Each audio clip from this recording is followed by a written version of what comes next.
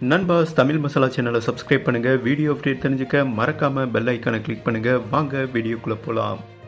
நண்பா, சற்று முன் கொரோனா அப்டேட் குறித்து வேற லெவல் சூப்பரான அப்டேட் கிடைச்சிருக்கு. உங்கள் அனைவருக்குமே தெரிஞ்சிருக்கும், தமிழகம் அண்ட் இந்தியாவில் கொரோனா வைரஸ் தாக்கம் ரெட் ஜோனை தாண்டிருச்சு. கொரோனா வைரஸ் பாதிப்புல டாப் 10 லிஸ்ட்ல வந்துட்டாங்க இந்தியா. சீனாவையே ஓவர்டேக் பண்ணிட்டாங்கன்னா பாத்துக்கோங்க. ரீசன் பாத்தீங்கன்னா ஊரடங்கு தளர்வை ஓபன் பண்ணி விட்டாங்க. இன்னைக்கு டாஸ்மார்க்கும் ஓபன் பண்ணிட்டாங்க. சென்னையில பாத்தீங்கன்னா இன்னைக்கு மட்டும் 700 பேர் பாதிச்சிருக்காங்க. இந்தியாவில் டோட்டல் கவுண்டிங் 86,000 தாண்டிருச்சு. நம்ம இந்தியாவில் எடுத்துக்கிட்டீங்கன்னா இங்கிலீஷ் மருத்துவ ஆய்வகம் மத்திய அரசுக்கு ஒரு அதிரடியான அப்டேட் கொடுத்துட்டாங்க. தற்போது இங்கிலீஷ் மெடிசன் கொரோனா வைரஸ் பாதிப்பு குறைக்க முடியாது என்றும் ஸ்டேட்மெண்ட் கொடுத்துட்டாங்க. நம்ம மத்திய அரசு அண்ட் மாநில அரசு என்ன அப்டேட் பண்ணிட்டாங்கன்னா, இனிமே நீங்க கொரோனா வைரஸோட பழகிக்கிறனும் லாக்டவுன்லாம் இருக்க போறதில்லை என்றும் சொல்லிட்டாங்க. பழகிறதுக்கு இது ஒன்றும் பள்ளிக்கடம் கிடையாது உயிர் நண்பா. இப்படி ஒரு சூழல் புரிஞ்சு மக்கள் அனைவருமே மிகப்பெரிய அச்சத்தில் இருந்தாங்க.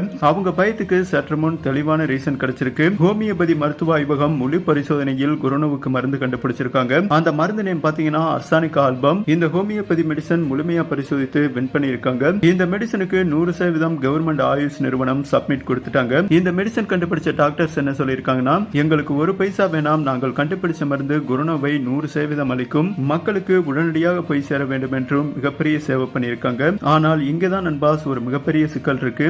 ஏதோ ஒரு ரீசனுக்காக இந்த மெடிசனை அதிகாரப்பூர்வமா வெளிக்கொண்டு வர மத்திய அரசு தயக்கம் காட்டிக் கொண்டிருக்கிறது. ஹோமியோபதி டாக்டர் சூப்பரான பாயிண்ட் ஆஃப் வியூ பதிவு செஞ்சிருக்காங்க. தற்போது இந்தியாவில் பாதிப்பு 85,000 கவுண்டிங் தாண்டிருச்சு. ஊரடங்கும் தளர்வு பண்ணிட்டீங்க. இங்கிலீஷ் மெடிசனால் ஒண்ணுமே பண்ண முடியல. மே 17ஆம் தேதிக்கு மேல புயல் வரப்போகிறது. மழை ஸ்டார்ட் ஆக போகிறது. சூரிய வெப்பம் குறைவாக இருக்கும். கொரோனா வைரஸ் தாக்கம் அதிகமாக இருக்கும். இந்த ரெட் ஜோனுக்கு போயாச்சுன்னா அமெரிக்கா போல் உயிரிழப்பு இந்தியாவில் அதிகம் இருக்கும். இவ்வளவு பெரிய அபாயம் வரப்போகிறது என்று இந்திய அரசுக்கு தெரியும். சீனால தான் இந்த வைரஸ் ஆரம்பிச்சது. பட் அங்க கவுண்டிங் குறைவா இருக்கு. அவங்க மேனேஜ் பண்ண காரணம் இங்கிலீஷ் மெடிசனை ஓரளவுக்கு மட்டுமே நம்பினாங்க. அவங்க நாட்டு பாரம்பரிய மெடிசனை நம்ப போய் தான் தற்போது சீனா கண்ட்ரோல்ல வச்சிருக்காங்க. நம்ம இந்தியாவை பொறுத்தவரை பாரம்பரிய மெடிசனுக்கு பேர் போனவங்க. இப்படி ஒரு இக்கட்டான நிலையில் வணிக நோக்கத்தை பார்க்காமல் இப்போதுமே நம்ம இந்தியா பாத்தீங்கன்னா அமெரிக்கா கொடுத்த ரெம்டெசிவிர் மருந்து தான் யூஸ் பண்ணி வராங்க.